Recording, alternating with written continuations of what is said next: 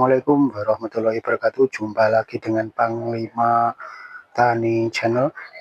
Di kesempatan kali ini saya tidak akan berbicara tentang pertanian. Saya hanya ingin berbicara tentang usaha atau kesibukan sampingan dari Panglima Tani selain bertani.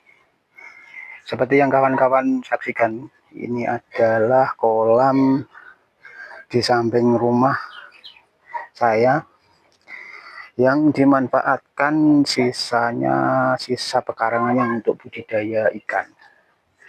Nah, kalau di sini adalah ikan gurame.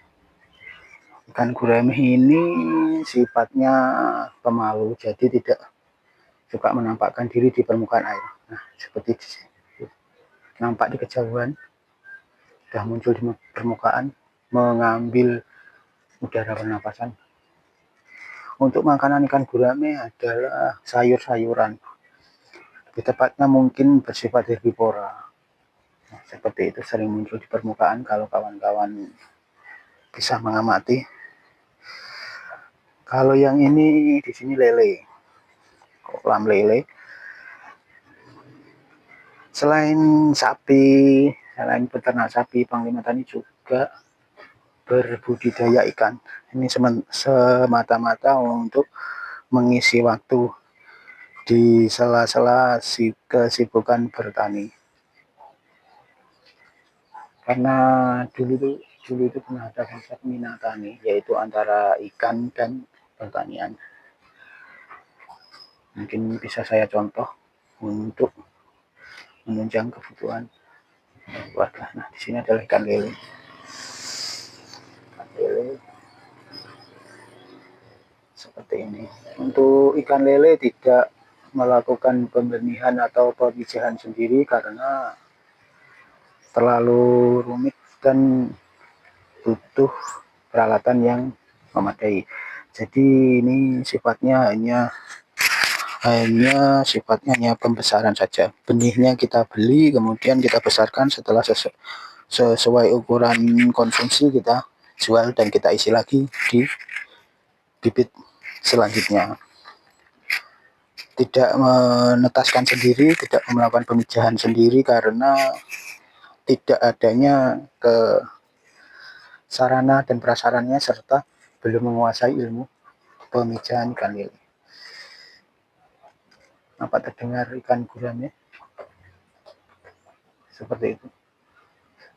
Kalau untuk ikan gurame ini memang hemat di pakan karena segala macam dedaunan bisa untuk dijadikan pakan seperti kangkung, daun talas, daun bayam, daun pepaya, rumputan tertentu itu bisa dijadikan makanan.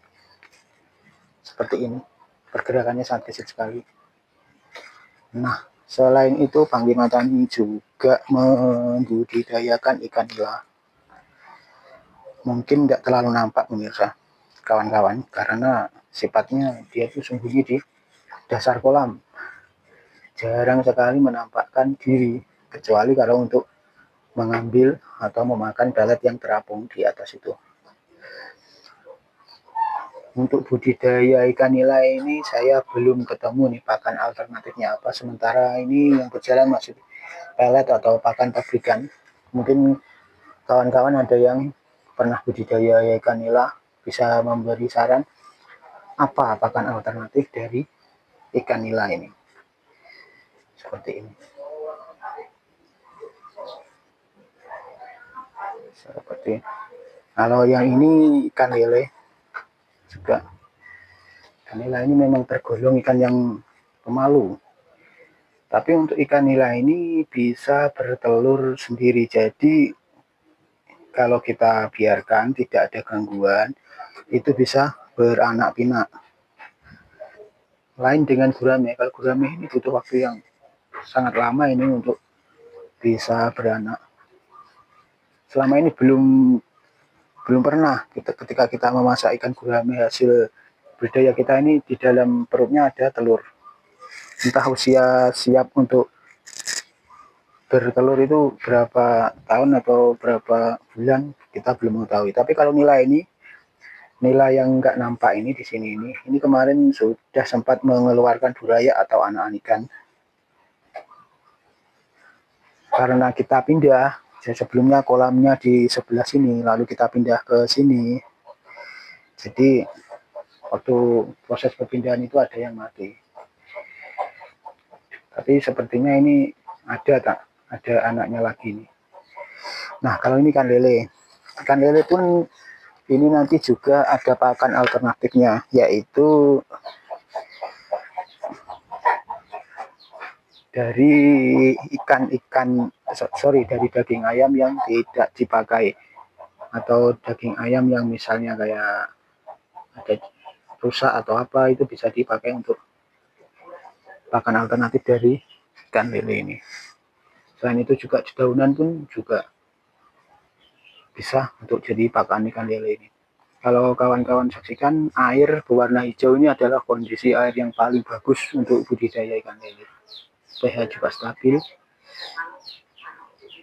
Kalau sudah siklusnya itu dari bening, kemudian hijau, kemudian berubah menjadi merah. Nah, atau merah hati. Nah, kalau sudah berwarna merah hati itu mengharuskan atau sudah waktunya untuk berganti air dengan air yang baru. Kalau fase terbaiknya ya air berwarna hijau ini. Ikan lele ini saya isi 500 ekor per kotak kolam ini, supaya tidak terlalu padat, jadi perkembangannya bisa maksimal. Pemberian pakan juga bisa merata seperti ini. Dulunya kolam ini kolam terpal, setelah beberapa saat kemudian diganti dengan kolam semen. Kalau untuk budidaya ikan lele, telat pakan 1-2 hari tidak jadi masalah, karena bahkan kalau kita tinggal bepergian selama 2 atau 3 hari tidak ada yang memberi makan, insya Allah lele ini tetap hidup. Sangat mudah sekali budidaya ikan lele ini. Nah, di sini juga ada guramnya. Di sini juga ikan lele. Ikan lele yang paling besar di antara kolam-kolam ya yang sebelah sini nih. Seandainya anak sekolah ini paling tinggi kelasnya ini, sudah paling besar. Nah, bisa kalian saksikan seperti itu kolamnya. Kalau ini ikan gurame, tampak terong-terong sisa ini juga nanti akan dimakan oleh gurame. Sangat mudah sekali juga berbudidaya gurame seperti ini. Nah, nampak di kejauhan. Akan mungkin kawan-kawan ada yang berbudidaya ikan lele, bisa kita saling sharing. Sementara itu dulu yang bisa Panglima Tani berikan. Ini hanya semata-mata sampingan selain bertani. Karena dulu di era Orde Baru atau yang lalu itu sangat ramai sekali istilah minatani, yaitu perpaduan antara perikanan dan pertanian. Oke, sekian dulu. Terima kasih sudah menyimak Panglima Tani. Sampai jumpa di video berikutnya. Wassalamualaikum warahmatullahi wabarakatuh.